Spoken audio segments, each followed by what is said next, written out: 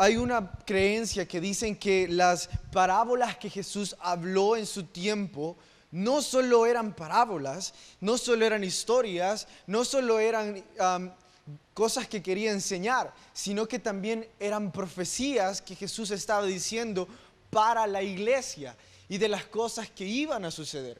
Una de esas parábolas, ustedes la conocen muy bien, es la parábola del sembrador.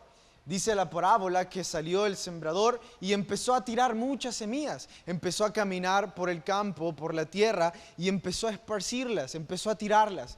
Algunas semillas cayeron en tierra fértil, otras semillas cayeron en lugares muy rocosos. Las semillas, cada una cayó en lugares diferentes. Entonces, eso nos enseña algo a ustedes y a mí. Eso nos enseña que si nosotros somos semillas y la palabra de Dios es la semilla que está en nuestro corazón, también nosotros seremos puestos en lugares distintos. Hay personas como nosotros que vivimos en El Salvador, que hemos sido puestos en un país donde podemos hablar de Jesús con libertad. Podemos orar en una plaza y no hay ningún problema. Podemos hablarle a alguien de Cristo y sí, quizás nos van a ignorar, pero no nos van a bofetear como sucedería en otros países. Hay otros países en los cuales orar es un delito, en los cuales abrir o tener una Biblia es un sinónimo de estar muerto en ese país. Entonces ustedes me van a decir, qué malo es Dios. ¿Por qué puso unas semillas en ese lugar? ¿Por qué puso a esas personas en ese? Escúchenme. Dios ha querido regar a todos los cristianos, no porque Él quiera hacer sufrir a unos más que a otros, sino porque Él quiere que la palabra de Dios sea llevada hasta el último rincón de la tierra. Entonces, hay algunas personas que han sido llamadas a ir a unas personas un poco más difíciles. Entonces, ellos están en algunos lugares que son un poco difíciles. ¿Por qué estoy diciendo esto? Bueno, yo sé que ustedes y yo hemos pasado por lo que voy a decir ahora. Hemos pasado por estar en un lugar, estar en alguna situación donde nosotros nos sentimos incómodos, donde nosotros y las personas que están a nuestro alrededor nos caen mal. Nos incomodan, lo vemos y decimos, qué castigo que me ha mandado Dios. Algunas otras personas quizás no es que les caigan mal, pero esas otras personas les hacen sentir mal, les hacen sentir menos. Algunos es en sus colegios. Yo sé que en todos los grados hay una persona que no importa lo que haga, siempre se lo van a acabar. Yo sé que en nuestras casas a veces nosotros no estamos haciendo nada, estamos sentados, pero de repente viene el grito de la nada. Yo sé que a lo mejor en el trabajo, ustedes y yo estamos tratando de hacer las cosas bien. El jefe se levantó de malas y nosotros fuimos el que se cruzó. Y entonces ustedes y yo nos preguntamos, ¿por qué me sucede esto a mí? ¿Qué he hecho yo para merecer esto? Bueno, tenemos que entender. Algunas veces va a ser nuestra culpa, otras veces no es nuestra culpa. Jesús nos dio el mejor ejemplo de eso. Jesús cuando estuvo aquí en la tierra, si bien es cierto, pasó mucho tiempo con personas que le amaban como sus discípulos, pero también en esos discípulos había una persona que lo traicionó. Si bien es cierto, lo recibieron con una fiesta en Jerusalén, esas mismas personas lo crucificaron. Jesús es el ejemplo que tenemos, que no siempre nosotros vamos a disfrutar la compañía de personas. Y aquellos que estén en desacuerdo con eso, están en desacuerdo con la vida que llevó Jesús. De algunas veces estar con personas que nos incomodan. Los cristianos no hemos sido llamados a vivir en un jardín de rosas. Jesús dijo, los envío como ovejas a los lobos. Aquellos que no estén dispuestos a amar a aquellas personas que les hacen sentir incómodos, bueno, pues también no están dispuestos a amar a Jesús. ¿Por qué estoy diciendo esto? Bueno, hay algo que ustedes y yo debemos de saber. Estaba hablando sobre algunos lugares donde no se puede predicar sobre el Evangelio, no se puede expresarse libremente. Esas personas viven en prisión porque predicaron el Evangelio y ahora son prisioneros. Esas personas sufren algo que ustedes y yo no conocemos mucho. Sufren la soledad. ¿Por qué no lo sufrimos? Pues miren alrededor, no están solos.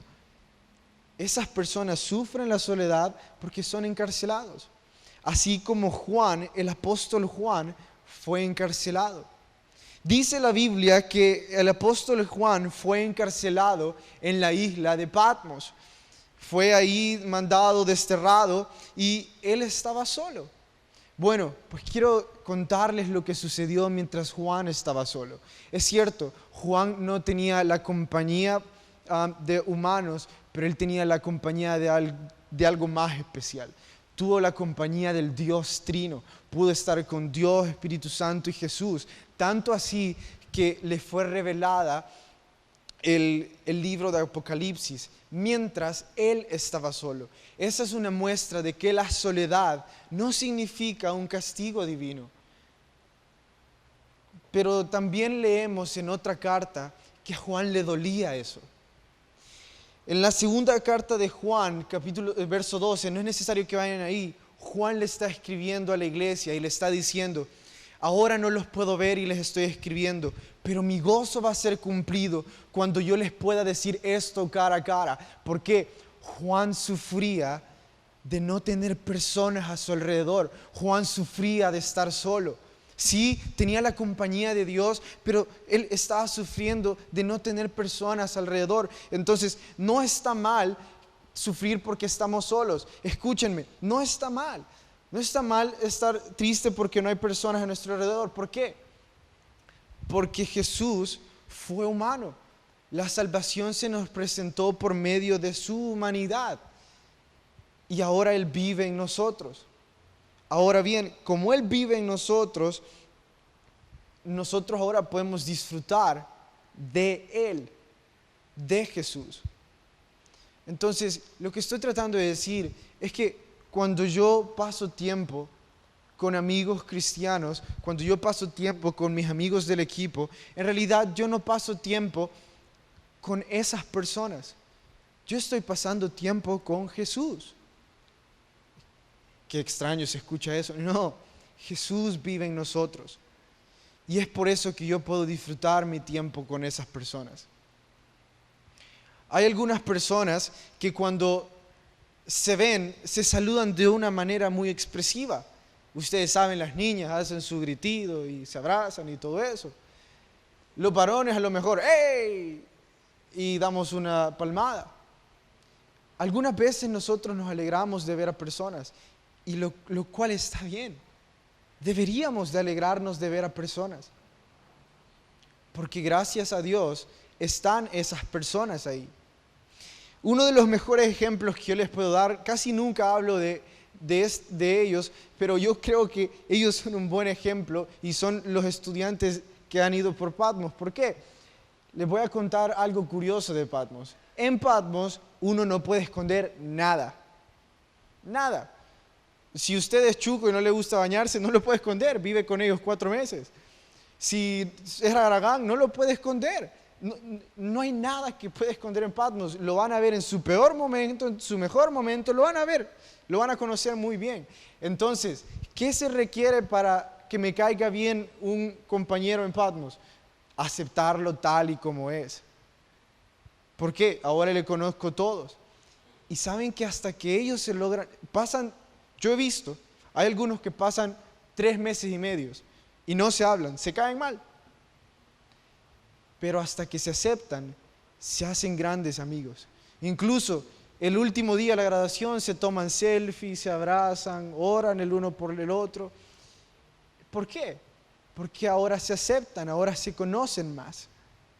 Entonces yo he visto en ellos esa alegría de ver a su hermano porque ellos pueden aceptarse tal y como son.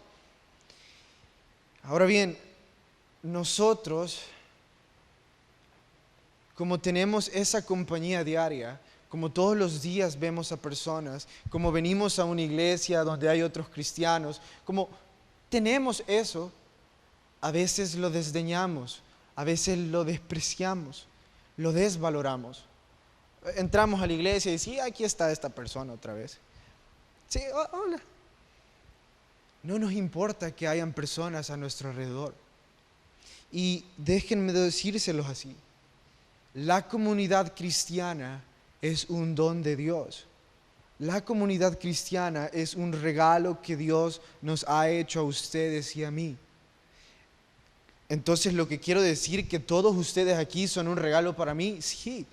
Todos ustedes aquí son un regalo para mí, como para ustedes. Cada una de las personas que está a su alrededor es un regalo para ustedes. Porque no están solos. Pueden ser apoyados por medio de esas personas. Pero como lo tenemos a diario, a veces lo desvaloramos. A veces llegamos incluso a que nos caigan mal. Entonces, si ustedes y yo queremos cambiar la manera en cómo vemos a las personas, debemos de ver a las personas como Jesús, como lo que Jesús ha hecho por ellos, no como las personas que ellos son. O si no, va a llegar el día que los vamos a matar. Va a llegar el día que vamos a estar muy incómodos con ellos. ¿Por qué esta introducción? Bueno, en nuestras series de los fugitivos y ahora en el tercer estudio y último del delegado, vamos a estudiar cómo las personas a las que les escribe Pablo en Gálatas, el delegado, están cometiendo ese error. Ellos no están viendo a otros como Jesús, ellos están viendo a otros como lo que son, judíos, gentiles, pecadores. Ahora bien, Pablo les escribe y les cuenta algo. Así que vayan conmigo hacia Gálatas capítulo 2. Y cuando lo tienen, porfa, se ponen de pie para más reverencia a la Biblia.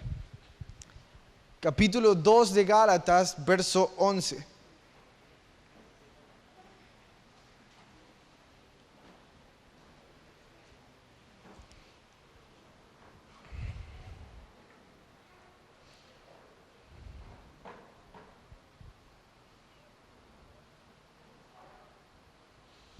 Amén. Listo, entonces empezamos en verso 11. Pero cuando Pedro vino a Antioquía, le resistí cara a cara, porque era de condenar. Verso 12. Pues antes que viniesen algunos de parte de Jacobo, comía con los gentiles, pero después que vinieron se retraía y se apartaba, porque tenía miedo de la circuncisión. Y en su simulación participaban también otros judíos, de tal manera que aún Bernabé fue también arrastrado por la hipocresía de ellos. Pero cuando vi que no andaban rectamente, conforme a la verdad del Evangelio, y dije a Pedro delante de todos, si tú, siendo judío, vives como los gentiles y no como judío, ¿por qué obligas a los gentiles a judaizar? Oren conmigo. Señor, gracias por tu palabra, Señor, y gracias porque en ella podemos encontrar lo que nosotros necesitamos. Señor, te pido que seas tú el que hable y, Señor, te pido que tu Espíritu pueda hablar a nuestro corazón. En tu nombre, amén. Pueden tomar su asiento. Algunas cosas importantes que hay que hacer notar acá. La primera es, ¿por qué Pablo está contando esta historia? ¿Por qué Pablo está contando que le resistió a Pedro? Bueno, le voy a explicar por qué. Hay que recordar que esta carta que está escribiendo el delegado, él está tratando de probar que él también tiene autoridad. Entonces, él cuenta que en su momento, lo voy a decir en nuestras palabras, aunque no está bien, regañó a Pedro. Él está contando esto porque las personas creen que él no tiene tanta autoridad como Pedro. Entonces, él les está mostrando por medio de esta historia, yo tengo tanta autoridad como Pedro. Y escúchenme, eso de autoridad no es algo que nosotros deberíamos de buscar. en realidad nosotros deberíamos de buscar servir. En este momento, Pablo les está probando su autoridad espiritual, no porque él quiera enaltecerse, sino porque él quiere servirles. ¿De qué manera? Él quiere seguir haciendo que ellos sean libres de la esclavitud de la ley. Entonces, para eso, él necesita probarles a ellos que él también tiene autoridad. Ojo, no se está enalteciendo, no se está diciendo, yo tengo la autoridad para regañar a Pablo, no. Él lo está haciendo porque él quiere servirles. Por eso es que Pablo pone en esta historia eso. Ahora bien, lo otro. Dice en el verso 12 que antes Pedro comía con los gentiles. Entonces, yo, para entender mejor esta historia, tuve que ir y estudiar sobre algunas tradiciones judías a la hora de comer. Porque obviamente había algo con el comer que era tan importante para los judíos. Escúchenme, cuando los de Jacobo llegaron, Pedro dejó de comer con los gentiles. Y Pedro se enojó por eso. ¿Por qué Pedro se va a enojar por qué Pablo se va a enojar que Pedro haga eso? ¿Qué tiene que ver el comer? ¿Qué es tan importante? Bueno, lo primero es que debo de contarles que antes que Jesús viniera, les era prohibido a los judíos compartir la mesa con gentiles, con pecadores. Qué feo se escucha. No, esto era lo que sucedía. Los judíos empezaron a mezclar costumbres. Entonces lo que Dios hizo fue decirles a los judíos, ustedes no pueden compartir costumbres en la mesa con los gentiles. Esa era la ley que ellos debían de cumplir, pero en su afán de siempre malinterpretar la ley, ellos terminaron diciendo que la ley era no comer con pecadores. ¿Cómo estoy tan seguro de eso? Bueno, yo no soy apologeta apologeta es una persona que estudia rigurosamente la Biblia para determinar verdades. Yo no lo soy. Yo simplemente soy un estudiante que les comparte a ustedes. Pero los apologetas defienden este punto de la siguiente manera. Los judíos estaban llamados a hacer todo lo contrario de eso. Saben que en Génesis 18 está la historia de cuando Abraham encuentra a 13 personas extrañas vagando por el desierto y les invita a comer.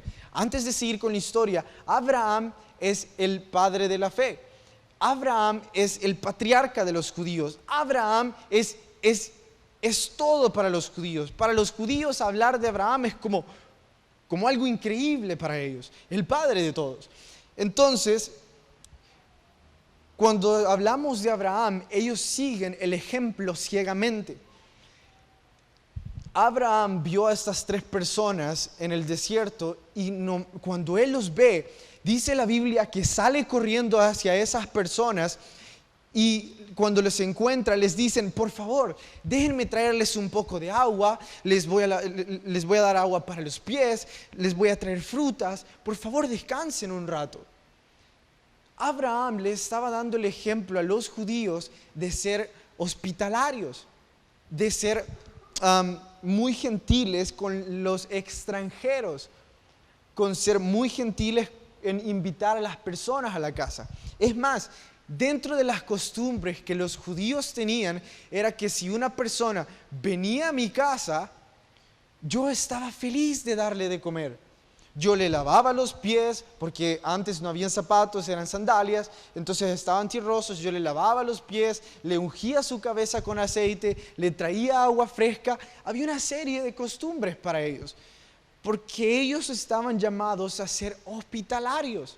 Era un deber de ellos. Incluso si yo no tenía donde dormir y yo tocaba la puerta de un judío, el judío debía de darme un lugar para dormir. Sí, yo sé, suena gracioso que con el Padre de Jesús no lo hicieron, pero así es como los judíos han hecho mal. Incluso, ¿saben que de ese ejemplo de Abraham, ellos hicieron todo un libro? todo un libro de ordenanzas de cómo comportarse al momento de comer y al momento de compartir. Ese libro se llama Shulchan Aruch. Sí, suena extraño, Shulchan Aruch. Ese libro cita muchas tradiciones, muchas leyes que los judíos deben de cumplir. En ese libro hay una parte que se llama Oreach Haim. Este libro, esa parte del libro habla específicamente sobre las costumbres al comer. Entonces, como yo necesitaba comprender lo que estaba estudiando ahí, empecé a leer todas esas reglas. Y debo de serles sincero, con algunas me reí, siempre con respeto, pero es que son tan rigurosas, son tan severas que hasta parece imposible comer con tanta regla. Bueno, les voy a contar algunas de ellas. Una regla es que si yo invito a alguien a comer a mi mesa, yo no puedo ver su plato, no puedo ver su porción, porque puedo hacer que esa persona se sienta incómoda o puedo avergonzar a esa persona y ya no va a querer comer. Y yo creo que eso aplicaría mucho cuando alguien va a comer a nuestra casa y de repente agarra la gran platada de arroz, agarra la pieza más grande de pollo y nosotros nos le quedamos viendo así. Y nosotros y todo eso te vas a comer. Hey, a todos nos hace sentir mal, nos hace sentir incómodos eso. Entonces, una de las reglas que los judíos tienen es no ver el plato de la persona a la que ellos invitan a comer. Otra de las reglas que tienen es que cuando dos individuos se sientan a la mesa a comer, el más grande extiende su mano para comer primero y el más pequeño es el último al comer. Y si el más pequeño extiende su mano para comer primero, le es considerado glotón, que no puede aguantarse para comer. Entonces, los grandes debían de comer primero, según el Shulchan Aruch. Otra de las reglas es que no debe beber el individuo de un vaso y darlo luego al compañero, pues es peligroso, dice. El motivo es porque el que bebe puede estar enfermo y a través de la saliva que quedó depositada en el vaso, el otro se puede contagiar. Imagínense, no se puede compartir una botella de agua, no se puede compartir un vaso de agua. Y a veces en los equipos, todo el equipo toma de la misma botella. Según los judíos, eso es peligroso y eso no se debe de hacer. Y esta es la última y es una de mis favoritas. Esta es la costumbre del pecale. Se llama el pecale. ¿Qué era? Literalmente significa paquetito. Y esto lo daban las madres o las mujeres o amas de casa cuando se invitaban a comer. ¿Y en qué consistía? Las amas de casas les daban un paquetito de la mejor comida que ellos tenían a la persona que invitaban a la casa o se iba de la casa. Entonces de repente nos invitaban a comer y al momento de irnos no solo nos dieron de comer, sino que nos dieron el pecale, un paquetito con comida rica. O incluso si íbamos a la casa de la abuela al nosotros irnos, ella nos daba ese paquetito. Y así nosotros teníamos comida para el camino. Y así nosotros íbamos a ser bastante atendidos por esas personas. Esas eran las leyes que ellos tenían o que tienen, esas son las costumbres, son las tradiciones que ellos tienen al comer. Y ¿saben algo? Yo leí apenas que unas 50, pero son como 200, 300, escúchenme, es todo un libro. Entonces, yo ahora no sé si podría comer a la par de un judío. No sé si lo estaría insultando en cómo siquiera me siento. Porque hasta en eso tienen manera. Deben de sentarse de una manera o si no están insultando a la persona. Entonces, hay muchas reglas que ellos tienen. Y ahora yo le preguntaría a Abraham, le preguntaría a Dios, ¿por qué están todas esas tradiciones? ¿Por qué están todas esas reglas? es con una simple razón. Todas esas reglas, todas esas tradiciones se hicieron para nosotros honrar a las personas a nuestro alrededor. Esas costumbres se hicieron para nosotros hacer sentir bien a las personas que están a nuestro alrededor. Aprender a ser hospitalarios, aprender a tratar bien a las personas, aprender a ser educados, aprender a saludar. Por eso se hicieron esas reglas. Pero ¿saben algo que sucedió? Los judíos empezaron a mirar tanto las reglas, empezaron a ser tan rigurosos con las reglas, que se les olvidó por qué habían sido hechas las reglas. Las reglas habían sido hechas para mostrar amor con las personas. Pero ellos estaban haciendo todo lo contrario. Estaban usando las reglas para juzgar a otros. La mejor prueba que hay es cuando los fariseos van y le dicen a Jesús: Jesús, la ley dice que nadie puede comer si no se lavan las manos, pero tus discípulos comen sin lavarse las manos. ¿Qué significa eso? ¿Que los discípulos eran sucios? No significa que ellos no se lavaban las manos. Les voy a explicar qué significaba. Los judíos, al lavarse las manos, no era que iban, abrían el grifo y se enjuagaban las manos. No, ellos tenían todo un ritual para lavarse las manos. Llegaban al lavacro, le hacían reverencia, se sacaban la mano, la pasaban acá, le daban vuelta, después entre los dedos, después las uñas, después el antebrazo, después se daban vuelta para mirar al sol. Era todo un acto. Era literalmente un acto. Entonces, lo que los religiosos aprovechaban era que de repente estamos en una fiesta y ellos decían: me voy a lavar las manos. Y hacían todo ese acto. Se aprovechaban de las reglas.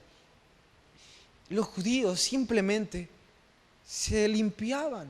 Entonces los fariseos les dicen: ¿y por qué tus discípulos no hacen el acto que nosotros hacemos, sino que simplemente se limpian? Porque los fariseos habían perdido el corazón de la ley. Habían perdido que la razón de la ley era para nosotros amarnos los unos con los otros. Jesús vino y cumplió la ley y nos dejó 2 mandamientos, en los cuales dice que si nosotros cumplimos esos 2, habremos cumplido todos. Amarás a tu Dios con todo tu corazón, con toda tu mente, con toda tu alma. ¿Y el segundo? ¿El segundo? No, es que no los escucho. ¿El segundo? Entonces, ustedes pueden ser muy buenos servidores. Ustedes pueden ser muy buenos cristianos. Ustedes pueden ser los más santos y justos que ustedes quieran decir que son. Pero si ustedes no tienen amor por sus hermanos, han fallado en el cumplimiento de la ley. Porque para eso fue puesta ahí. Entonces lo que estaba sucediendo en ese momento que llegó Pablo es que Pedro estaba cumpliendo la ley. Pedro estaba cumpliendo la ley que decía que no debían de hacer costumbres de los gentiles. Pero Pedro no sabía que estaba haciendo sentir mal a los gentiles. Entonces Pablo llega donde está Pedro y le dice: Pedro, antes, cuando no estaba esta bola de religiosos aquí, tú comías con los gentiles, disfrutabas con ellos. Ahora que está esta bola de religiosos aquí, tú haces lo que hacías antes. Tú te has vuelto un religioso. Ese era el problema que estaba sucediendo. Que Pedro y los judíos habían olvidado la razón de las mismas reglas que ellos respetaban, que era amar a otros. Y en eso Pablo empieza a explicarles algo. Pero antes de explicarles antes de leer y estudiar lo que Pablo le dice a ellos, hay algunas cosas que debemos aprender de lo que hasta aquí hemos visto en la historia. Y es que los judíos estaban siendo excluyentes. Eso significa que apartaban a la gente, que le decían a unos que no podían ser parte de ellos. Entonces, Dios obviamente nos quiere hablar al respecto, porque en versos atrás dice, Dios no hace excepción de personas. Dios nos ve a todos por igual, porque Dios ve a Jesús a través de nosotros. Entonces, hay algunas cosas que debemos de aprender y que deben de servir como advertencia para aquellos que seamos excluyentes. Yo sé que ustedes me van a decir, hey, pero yo no soy tan excluyente, yo trato de ser amigo. Bueno, quizás ustedes no se han dado cuenta que son excluyentes. Déjenme decirles algunas maneras como ustedes se pueden dar cuenta que se están comportando como los judíos. El no saludar a una persona que pasa a la par suya, eso es ser excluyente, porque le está diciendo, me importa un comino que pases a la par mía. Excluir es también no sentir alegría por ver a alguien. O sea que me tengo que poner feliz cada vez que vea a alguien. No, pero al menos mostrar una sonrisa. ¿Por qué? Les apuesto que si ustedes ven a su mejor amigo, a su novio, a su novia, el amor de su vida, ustedes le van a sonreír, se van a poner, ustedes, nadie lo va a controlar. Pero como simplemente es el Pánfilo, no sé, ni siquiera le saludan. Sí, eso es ser excluyente. Entonces, por favor, piensen si ustedes han sido excluyentes. Y no solo estoy hablando de la vida cotidiana. Hey, como equipo, a veces somos excluyentes también. Solo porque vamos a jugar en contra del otro equipo, a veces sentimos como que si ellos son el enemigo. Hey, ellos son del equipo contrario, no son el enemigo. Son hermanos como nosotros somos. Entonces, las advertencias por si estamos excluyendo. Aquellos que excluyan serán excluidos. Esto es una verdad que yo ya viví. Cuando jugaba voleibol, mis mejores amigos eran los que jugaban bien. Entonces, de repente, yo solo me llevaba con 5 porque yo era muy excluyente. Quizás aún lo soy, no sé. Y solo me llevaba con los que jugaban bien. Bueno, hubo un momento en que no jugué bien. Y esas personas me excluyeron porque no jugué bien. Y adivinen qué. Los que jugaban mal también me excluyeron porque yo los excluí. Nosotros nos sentimos muy seguros de querer excluir a personas. Pero va a llegar el día en que vamos a estar solos y vamos a necesitar de las personas que nosotros algún día excluimos.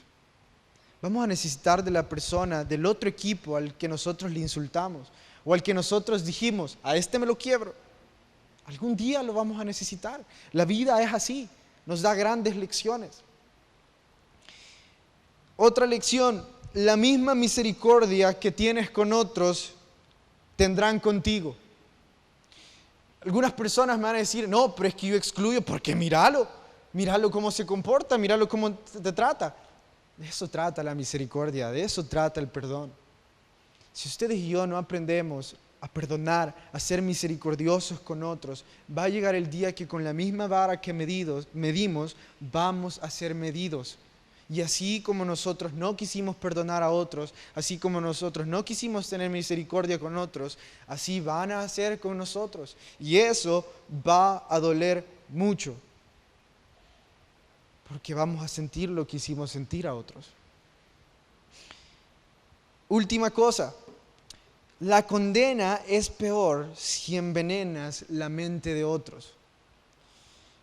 La primera parte es yo soy excluyente, pero la condena de ser excluyente es peor si yo hago a otros ser tan excluyentes como yo. Si yo enveneno la mente de otros para sentirse más que otros o para hacer sentir de menos a otros o para desvalorar a otras personas. Ok, lo voy a decir en español. Si ando haciendo chambres de alguien más, la condena va a ser peor. ¿Por qué? Porque cuando nosotros hablamos en mal de alguien, nosotros no solo estamos hablando en mal de una persona, sino que también estamos hablando en mal de nosotros mismos. Porque como opinamos nosotros de otras personas, es como las personas van a opinar de nosotros. La condena es mayor. Entonces yo creo que son suficientes advertencias para aquellos que estamos cometiendo ese error.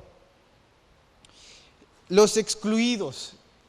Bueno, también tengo que hablarles a aquellos que se excluyen, autoexcluyen. Nadie los está excluyendo, pero ellos de repente dicen, no, mira cómo me tratan, y ni siquiera les han hablado.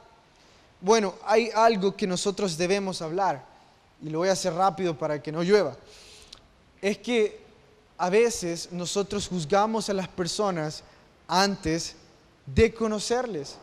Algunas veces nosotros ni siquiera queremos permitir a la persona que nos hable porque nosotros ya le hemos juzgado antes. Entonces, esta es la misma excusa que usamos cuando no queremos servir. Yo no voy ahí porque yo no voy a encajar ahí. Yo no hay en qué servir porque mira cómo se ven ellos. Es la misma excusa. A veces nosotros cometemos el error de decir que pobrecitos de nosotros, cuando en realidad no es así. Por último, en este punto, para cambiar eso y para aplicarlo de mejor manera, de ahora en adelante, hablé con uno de los líderes de las ligas, y en las ligas de fútbol de varones vamos a hacer un cambio. Normalmente oramos antes de empezar el partido, pero ahora vamos a hacer algo más. Cada miembro del equipo es responsable de ir y preguntarle a un miembro del otro equipo cuál es su petición, cómo puede orar por esa persona. Estoy hablando de la juvenil A, B, libre, y creo que solo ellos vienen aquí. Entonces, antes de cada partido no solo vamos a orar, sino que en 30 segundos vamos a ir y le vamos a preguntar a otra persona, ¿cómo puedo orar por ti? ¿Por qué? Ustedes y yo no sabemos las cargas que traen otras personas. Ustedes y yo no tenemos idea de lo que otras personas sufren. Y eso puede marcar la diferencia. Así que Pablo nos exhorta a nosotros a empezar a ver a las personas como si Jesús es el que vive dentro de las personas. O si no, vamos a estar siendo excluyentes.